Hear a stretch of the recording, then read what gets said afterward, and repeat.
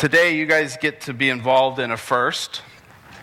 We had service last night, and so I preached last night, and then I get to preach this morning.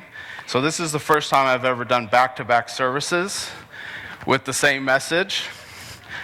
So if I look like I'm confused, I probably am. Because I probably forget, did I already say this? Or did I say this last night? Or have I said it today? So if I look confused, that's because I am. But we're having great times on Saturday nights, and we just love it. And just the carry over this morning from last night, we can feel it today. And worship, wasn't worship wonderful this morning? So much fun. So today I just want to talk about real quick, before I get started, about the marriage class that you heard on the video. Guys, can you show that video real quick? It's a class that's coming up on Wednesday nights here in a couple weeks. The Love Respect Conference is based on Ephesians 5:33, where God commands the husband to love and the wife to respect. Now, we all need love and respect, but we asked 7,000 people this question. When you're in a conflict with your spouse, do you feel unloved or disrespected? 83% of the men said they feel disrespected. 72% of the women said they feel unloved. Again, we all need love and respect equally, but during conflict, we are as different as pink is from blue, as male is from female. And we discovered there's a correlation. Without love, she reacts without respect, and without respect, he reacts without love, and this baby spins on a crazy cycle. Do you want to know how to get off that crazy cycle? Sarah and I get on it almost every week, and we know how to get off of it. Do you want to know how to get off of it? It's simple, but also complicated. Learned a lot about her, learned more about myself more than anything. It was so simple. Above that, it's helped me become a stronger man of God, and I think that's something I've needed. It has just really impacted our lives, so thank you. I enjoyed it. I really did. Ooh, we have so much. Even after 47 years, this put a little spark underneath us. Hey, Ed, she's saying this put a little spark in things. Well, you know it too. You led my life. 47 years. Occasionally I run into somebody who just, man, their material, what they're teaching, the quality of the person rocks my world. Dr. Emerson Eggerichs has written a fabulous best-selling book, over 1,300,000 copies sold, Love and Respect. Love and Respect. Fabulous speaker. He spoke here at our offices the other day. And I just, as soon as he spoke and went through the stuff, he was, had our gang just laughing and crying and punching each other and everything else, and in a loving way, of course. My oldest daughter, Denise, is getting married in June, and this is one of her favorite marriage books. Thank goodness. I mean, she's got a shot, brother. She's going to make it. So that's starting February 28th on Wednesday nights. It's the second and fourth Wednesday, and we'll be doing the DVD series on that. And Brian and Melissa Keating are hosting that. So I encourage you, if you are married, no longer how long you've been married, that this will be an upgrade for you. Or if you're looking to get married, it's a definite must go to if you want to survive. Especially if you're a man and you're going to need some help. I know I needed a lot of help. So, all right. So on Saturday nights, we've been doing a series on God saying, give me room and see what I can do. So today we're going to go talk about who are we making room and why. Because if we're making room for something, we probably should know who it's for and why. So when I was working with Panera Bread, I was a GM for them for 3 years in Fairfield, and it really mattered who was coming to visit. If my boss was coming, the district manager, we would spend probably that day, maybe a little bit of hours before that, getting ready for them to come and making room for him, because he would visit a decent amount of time. So, we just kind of make sure things looked a little better, looked a little straighter, a little cleaner. But we spent about a day on that. Well, but if his boss was coming, the area manager, which they would come through 2-3 times a year, we would spend at least 2-3 days, maybe a week, getting ready for them. Because you wanted to, show off a little bit, make sure it was ready for them, because that person was coming. Now, one time we had our VP of operations for all of Panera Bread was coming. Well, we spent weeks and weeks and hour after hour getting ready for her to come. And she ended up only coming for 5 minutes. But we kind of knew that going into it, but we still prepared for weeks because of who was coming. Because who's coming matters. If my family came to visit me at the Panera Bread, I didn't spend weeks making sure the restaurant looked really nice. Even though my family is very valuable to me, but they're not going to inspect the place. Even though some of my kids actually did. They were quite harsh, actually. I would cry a little bit when they left. But it does matter who comes, who's coming, and why are we making room. So once there was this innkeeper that had a moment in history to decide whether he was going to give room. He had a knock on his door, and a couple was standing there. One of them was either extremely fat or extremely pregnant. And the person standing next to her, this man who he thought might be her husband wasn't, was just a man with them. They weren't married, and they're standing at the door, and they're asking for a room. His room's full. His inn is full of rooms. They're all occupied. But something inside him said, give him room. Even though in the day it wouldn't have been very PC to let somebody in that wasn't married, that was pregnant. But he gave him room in his stable. And all of you know, most of you know the end of the story. It was Mary and Joseph that stood at his door, carrying the Son of God. But something in him said, give him room. And we think of a stable as just a dirty, nasty, filled with stuff. But I think we kind of forget that the stable also housed their animals, which were very valuable to them. So to this innkeeper, he put this couple that probably shouldn't have been trusted in a place of value. Because who knows what they would have done to his animals. Could have stole them, could have ate them. But something inside of him said, these people need room. And he made room for them, not knowing who he was really making room for. So I just imagine now in heaven, this innkeeper, whenever he encounters one of those other innkeepers of that day, and said, conversation could have go something like this. Hey, you know that person that knocked on your door? Yeah, that was the Son of God. I let him in. Because we don't know how many said no. We don't know how many did not give room. But this one innkeeper did. He gave room for Jesus to come, to be born into the world. So it's really important to know who we're giving room for. So we're going to look at Jesus' life a little bit. And in Matthew chapter 8, verse 2 and 3, this person that was dealing with leprosy came to Jesus, and it says, a man with leprosy came and knelt before him and said, Lord, if you are willing, you can make me clean. Jesus reached out his hand and touched the man. I am willing, he said, be clean. Immediately he was cleansed of leprosy. So this man came to Jesus with leprosy, and if you don't know what leprosy is, basically your body is rotting off and falling off. It wasn't a pretty thing. And in that time, if you had leprosy, you had to be ostracized from society.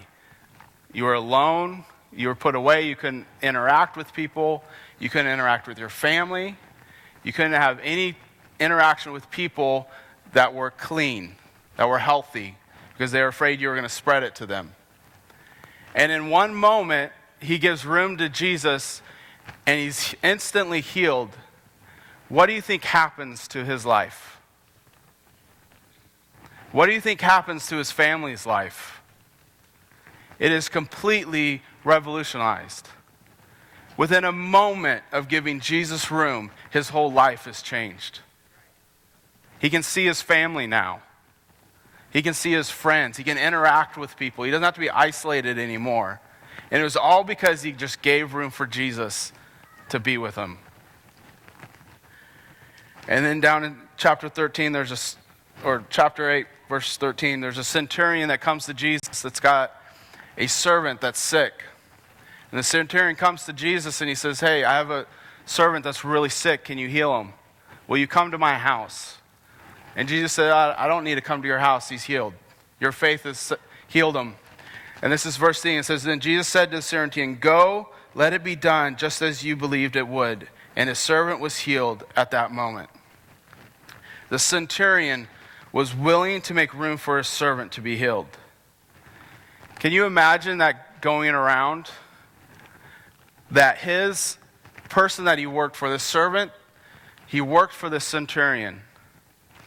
Imagine how many people were going to be knocking on the centurion's door to come work for him. Because he was willing to go to a man because his servant was sick. He was willing to make room in his life to go to a man that was below his level because his servant needed to be healed. I know I would want to work for a man like that was willing to. And the servant's healed, and so this centurion's life is completely changed in a moment because he let God he gave Jesus room in his life. And then there was 2 blind men that came to Jesus. And they came to Jesus and they just said, Jesus, would you please heal us? And Jesus is like, of course, absolutely. Heals them, and this is what it says about him. This is Matthew 9:31. But they went out and spread the news about him over the region. Because 2 people gave Jesus room, a whole region knew what Jesus was about. It's amazing that 2 people that gave Jesus room affected a whole region. Because that's all it takes. Because Jesus is the one standing there. He's the who we're giving room to. And he does this over and over and over again. There's a demon-possessed man that comes to him. And Jesus sets him free. And this is what the crowd says about him. It says, the crowd was amazed and said, nothing like this has ever been seen in Israel. Because one man got set free.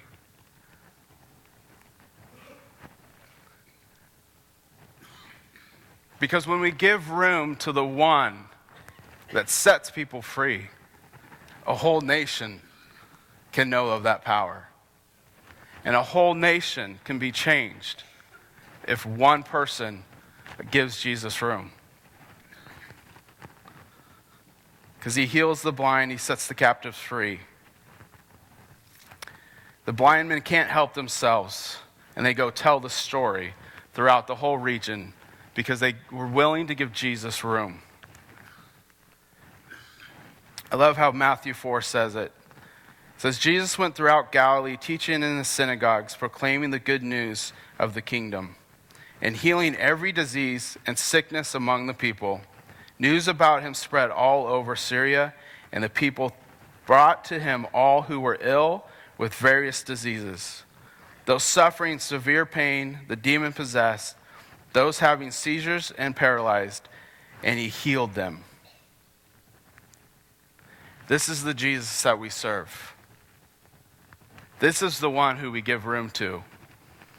He's the one who opens blind eyes. He raises up the cripples to walk. He cleanses the leper. He raises the dead. He sets the captives free. He walks on water. He feeds the 5,000. He calms the storms. He heals the woman with the issue of blood.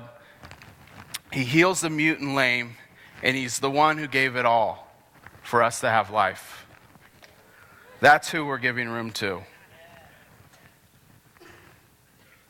Because in a moment, he can change everything. in all these people's lives, he changed it in a moment. And he wants to do that for you. So why do we make room? Why would we do that? Psalms 10:4 says it this way: in his pride, the wicked man does not seek him. In all his thoughts, there is no room for God. So why would we give God room? This week, a lot of you probably know that Wednesday is Valentine's Day. Hopefully you know that. If you don't, you better hurry up, because you don't have much time. But when you fall in love with somebody, you tend to make lots of room for them, right? When you start dating somebody, you spend a lot of time with them. You don't mind driving hundreds of miles if you need to be with them. You don't mind spending all your money on them because you love them and you're wanting to get to know them. And then especially when you get married, you have to make lots of room for them, right? Married people, come on. You have to make lots of room. I remember when me and Des first got married, trying to figure out the whole how to sleep in the same bed together thing, which is it takes a little bit of time to get used to. When you have your own bed for 23 years, and then now you have to share your bed in your space.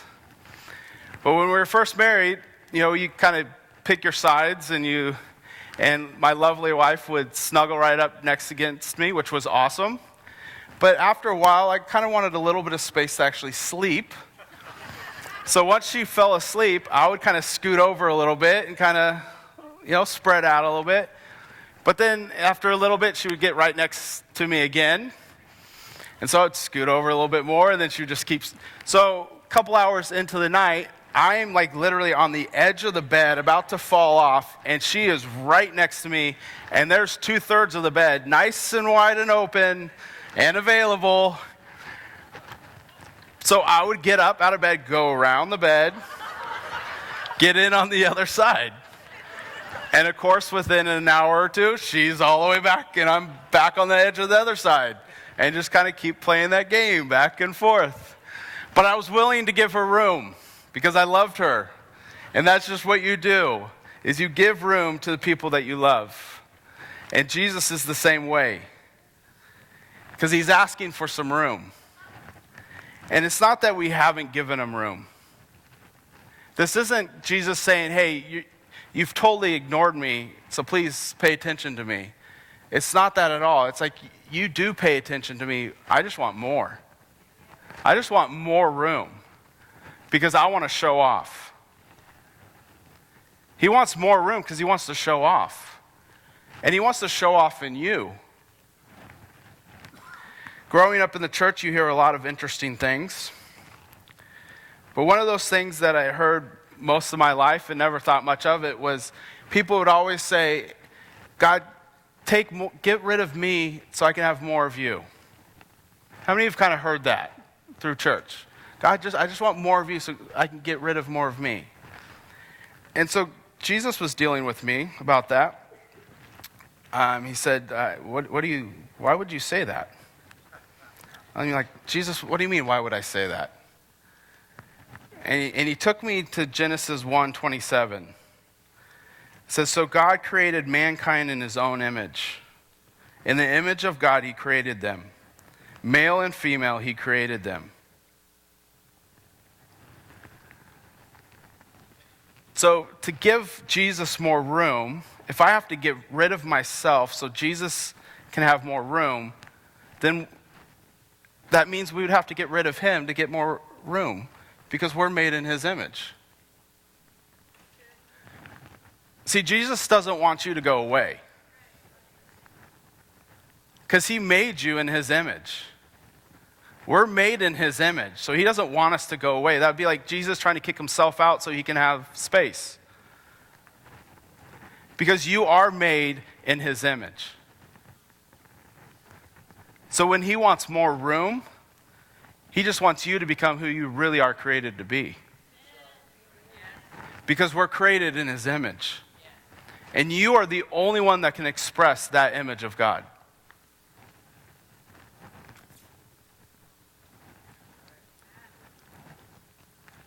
There's a reason I don't have the same fingerprints that you do. Because I demonstrate an image of God that only I can. And you can only show the image of God that you can. And nobody else on earth can show that part of God, that image of God. And there's a dying world out there. There's a world out there that is asking you to show your image of God, of how you express his image, because you are made in the image of God. So on this journey of giving more room, it's not so you can disappear. It's so you can actually shine who he is in you. Because this is a partnership. From the very beginning of time, God's wanted a partnership. And he wants to show off. How many of you love to go to the mountains? It's one of my, I either love to go to the mountains or the beach. Not so much the desert, but the mountains or the beach. The desert is beautiful, and I know a lot of people love that. But for me, when I'm sitting up on a mountain, just the beauty of how God created things. He likes to show off. He loves to show off. He's a God that loves to show off. But he's chosen us to show off in. Because Jesus came and he did all these miracles and signs and wonders to show us what is possible for us to do. Because he said that I have to go so one greater than me can come to be with you. And that you will do what I did, but even greater.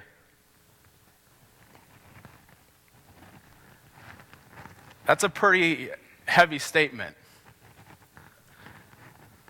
Because I think it's in John where it says, if we wrote everything down that Jesus did, there's no books that can contain it. And he said, you're going to do more than that. So we're on this journey of giving him more. So I want to give one more story of someone that gave him more and did something that nobody else did. This is Matthew 14, verse 28, and this is when Jesus walked on the water. So the disciples are out in a boat in the water in the middle of the night, and they see this person walking across the water. And Jesus was just getting to the other side. He wasn't coming to the boat. I think we kind of forget that. He wasn't coming to the boat. He was just walking by them. And they're like, what the? Because I think we kind of forget we have context. If we were out on a boat on the water and we see somebody walking on water by us, we'd be a little freaked out, but we would have a context for it, right? We would like, oh yeah, Jesus walked on water, so I know this can happen, but this is really freaky. But the disciples did not have a point of reference. They had never seen this or heard of this before, and there's this man that's walking on the water. That's why they think it's a ghost, because they have no reference of what's happening. But Peter says, Jesus, if that's you, call me out. How did he know that it wasn't a ghost that called him out? I just kind of came to me. Just because he called them doesn't mean he was Jesus. Sorry, sometimes my brain works a little weird. And I think so. That's what happens when you're in church all your life and you kind of catch something you've never caught before. And it's, I won't say 40 years, but it's 40 years. But he calls him out, and Peter has a choice. Do I give Jesus room or not? And he decides in that moment, I'm going to give him room. And he gets out of the boat and he walks on the water. He's the only disciple that did it. He was the only one that was willing to give room. because he knew if that's Jesus, then it's possible. And that's why we give room, because if we know it's Jesus, we know it's possible.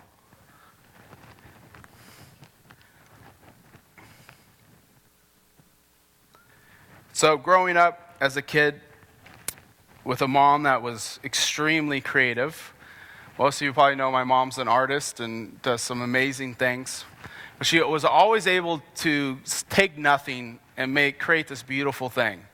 She'd take a blank canvas, make something beautiful with it. I, on the other hand, did not get those genes. My brother stole them, and he's an amazing artist, and he can take a blank canvas and create this amazing thing. I would draw a little stick figure and call it a day. I think that's amazing. But what I can do is I can look at a painting that's already done and tell you what's wrong with it and how it needs to be fixed and come up with creative ways to fix it. But I know that Jesus is the most creative being ever to exist. So when we went to open a restaurant, and I had to create a menu, and my whole experience in a restaurant was about 2 months long, and I had to create a menu that people would actually want to eat, and I had to create it from nothing, I was in a little dilemma. Because there's a part of my life that I'd never explored before or had to explore. But what I did was I just sat down and go, Jesus, I'm going to give you room. How do I do this? How do I make these recipes of stuff I've never made before? Because for a pub, you got to have fish and chips. And you got to have good fish and chips, or you might as well not be opened. And I had never made fish and chips in my life. I actually, at that point, really didn't even care much for them. And so I had to learn how to make these on my own, just me and God hanging out. And the first few batches were pretty bad. But we figured it out together because I gave them room. I gave him permission to take up as much space as he wanted in that creative process of my life. And we were able to create an amazing menu. If I toot my own horn a little bit, it was very good.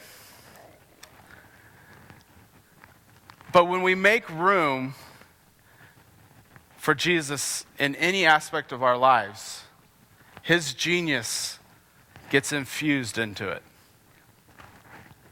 Because this isn't just about church and church life. In the church world, we kind of separate church life and our real life. I know you guys don't do that. You guys are awesome, and it's just all the same, and it all flows together, and you never dress up just for Sunday morning and put on your best. That was always growing up. Put on your Sunday best, because you're going to church. So that's why I wore a hat today. Some of you are probably wondering, why is he wearing a baseball hat while he's preaching? Well, I do have time for the story. It's a fun story. A few months ago, I saw Mo up here. How many know Mo? Up here was doing some intercessory prayer for worship, and he had his ball cap on. I think he had an Atlanta Hawks hat on. And I saw that, and I'm like, that is so amazing that he feels so comfortable that he can be on the stage with a hat on. I was like, that's brilliant. Because those who have been in the church long enough know that wearing a hat in church was not okay. And so it reminded me of something that happened back in the 90s when I was a wee little lad. And so I was like, when I saw that when Mo was wearing, I'm like, next time I'm speaking on a Sunday, I'm going to wear a hat. I'm going to wear a baseball hat. Because back in the 90s, we were in the other building, and again, this was back when hats were not okay to wear in church. And I was standing in the back of the auditorium, and this lady walks in, and she had like a knitted cap on, She walks down to her seat, sits down, worship's going on, and I think towards the end of worship or right after worship is over, an usher walks up behind her, grabs the hat, and rips it off her head. Didn't say anything to her, just ripped it off.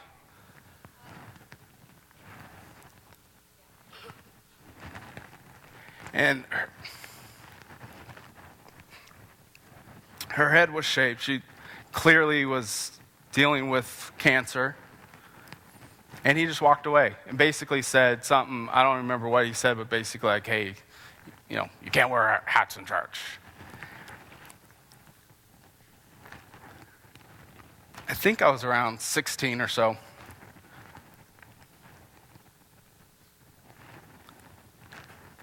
And there was something inside me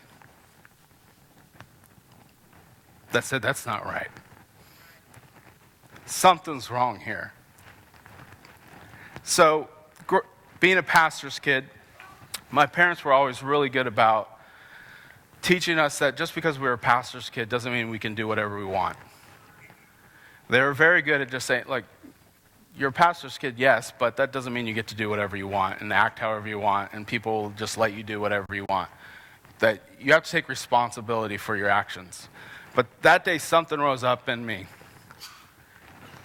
And so I'm going to wear a hat. Next week, I'm wearing a hat. And because I'm a pastor's kid, they won't say anything to me. And I'm going to wear a hat every week until something changes. So that's why I'm wearing it. And I'm so glad that Mo wore it that day, because it doesn't matter if you wear a hat or not. It's about the people that are here. And everybody's welcome. And I'm so glad that for the most part, especially in California, that culture has really changed. And I'm so glad. But that's why I'm wearing the hat today. And plus, I just like wearing hats. Helps keep my head warm when I don't have any hair on it. So I like to wear them. Now that I went down that rabbit hole.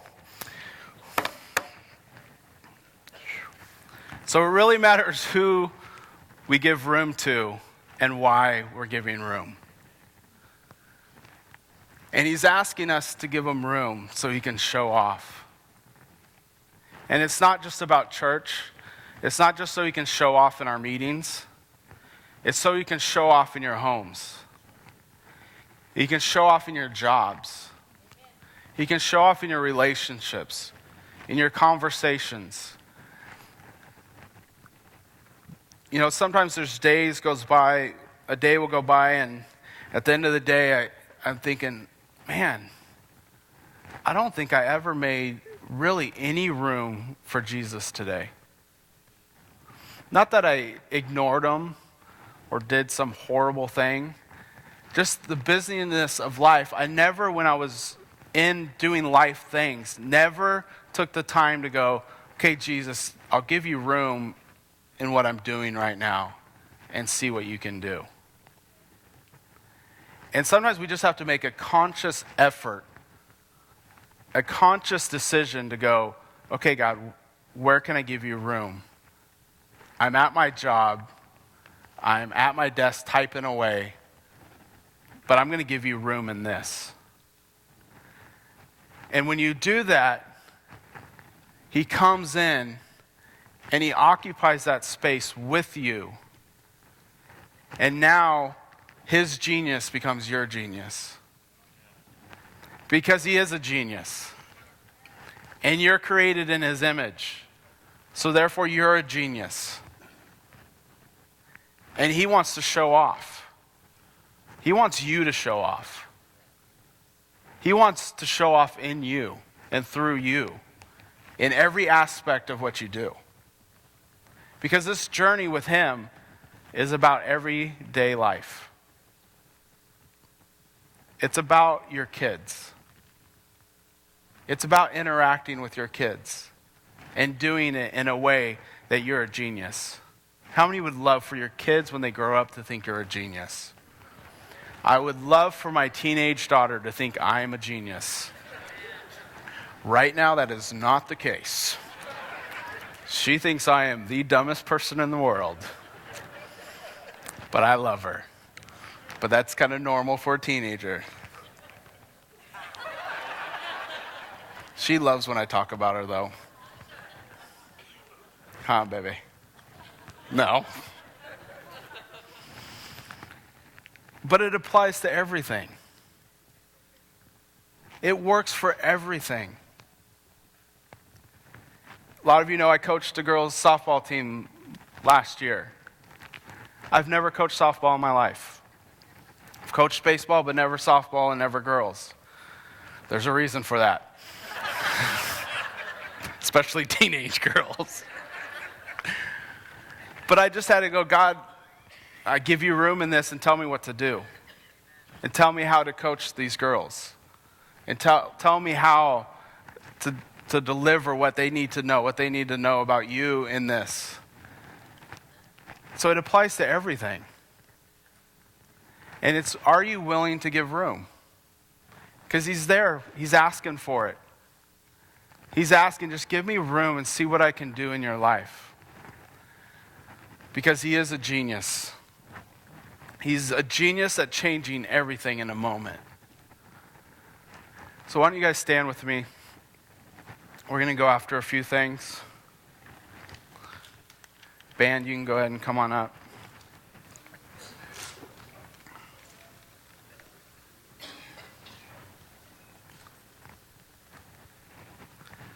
So we're making room for the one that gave it all, that made you in his image, and wants you to be a freaking genius in every aspect of your life. So I just want you to close your eyes just so it helps kind of concentrate on what he's talking to you about. Because I guarantee you there's hundreds of different things that he's talking to everybody about. Because everybody has different lives and different parts of their lives. So right now we're just going to ask him where he wants us to give him room. Not that so we will disappear in that,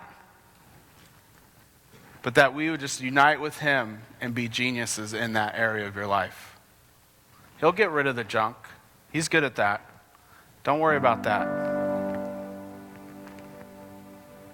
But he wants you to shine in his image. So God, right now we just ask, Holy Spirit, reveal to us where you want us to give you room. So just ask him. Just ask him right now, God, where do you want me to give you more room? And it might be an area of your life that you already give him tons of room, but he just wants more because he wants to show off even more in that area. But it might be an area that you've never really let him have room in.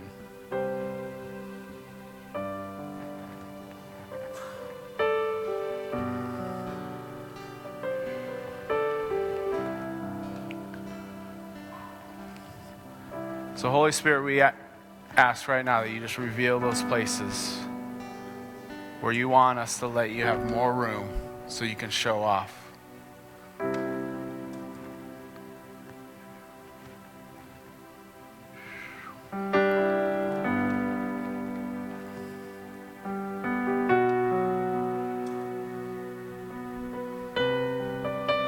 So now we're going to have a conversation back with him.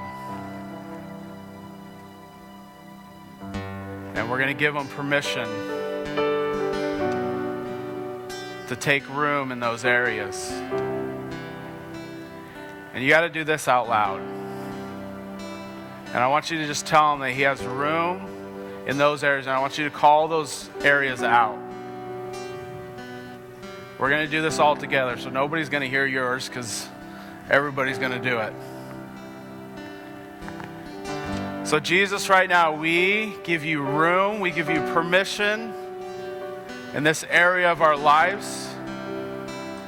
Jesus, we give you permission in the area of our finances. that we will partner with you in our finances.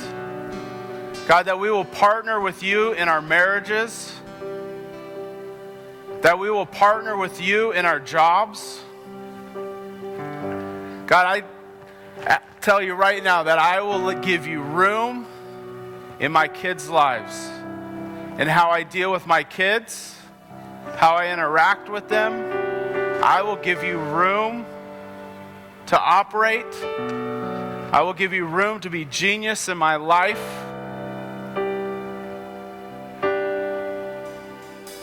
So just tell them now. Give them permission.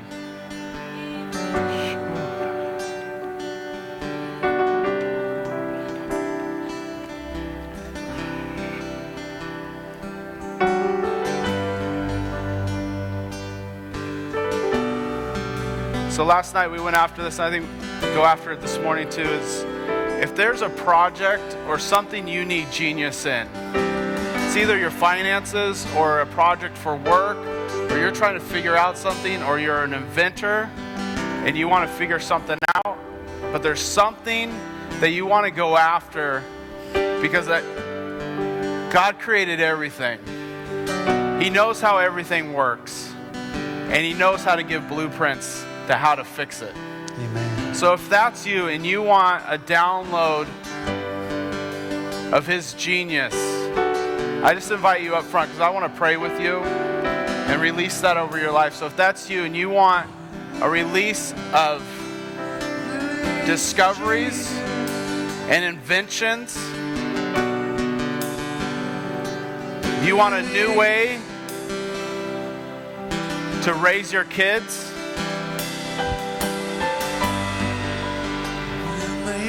or you need to figure out a code,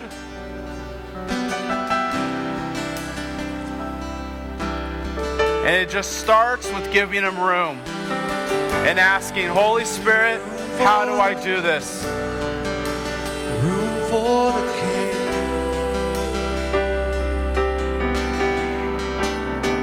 So Holy Spirit, how do we do this? Making a room for the King. Holy Spirit, teach us how to give you room. For the King. God, we release blueprints. We're making a room for the King. In Jesus' name, we release blueprints to plans of things that have never existed. New inventions. God, we release new inventions. God, we release new ways of doing old things.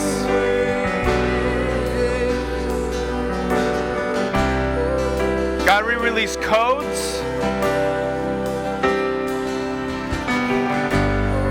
Making room for the King. Making room for God, in the medical field, we release new DNA strands. Open up your eyes. No idea what that means, but God, we release new markers.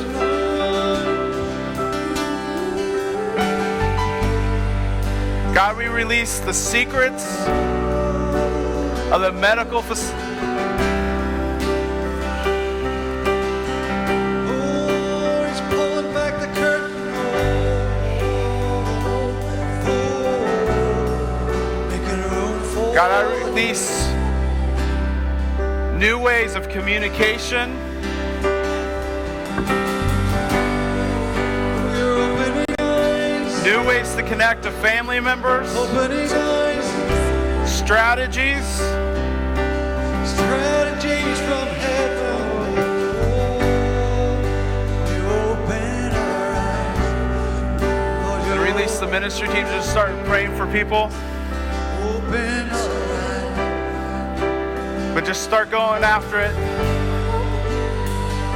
Just ask the Holy Spirit right now for those things. Jesus said you have not because you ask not. He's a good, good God that wants to give good gifts. And all we have to do is give Him space. Give Him room and cooperate with Him. So we release dreams in the night,